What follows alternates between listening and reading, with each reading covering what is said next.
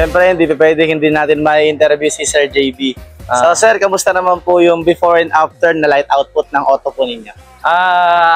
Based sa nakita ko, yung regarding sa stock niya tsaka yung retrofitted niya, yung sa stock talaga niya, medyo nahinaan na ako. Kaya nag-email na ako or nag-messenger na ako agad message na ako agad sa kanila kung kaya ba nila yung Geely. Since si Geely kasi is hindi naman din basta-basta yung niya, yung lighting niya, parang kinabahan ako. So sinabi nila okay, maganda yung kalalabasan. Nung nakita ko talaga, sabi nila until Sunday, so supposedly mga 3 days yun.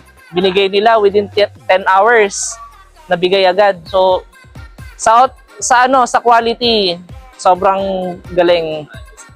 Maganda talaga. Iba yung actual sa video. Pag nakita nyo, pagawa na kayo. Sir, last question sir. Sir, sa dinami-dami na nag-retrofit dito sa Luzon o sa Pilipinas, sir, bakit isang KM sa napili niyo? Number 1, sinasabi nila yung totoo. Tsaka wala nang marketing. Sasabihin nila kung kaya nila o hindi.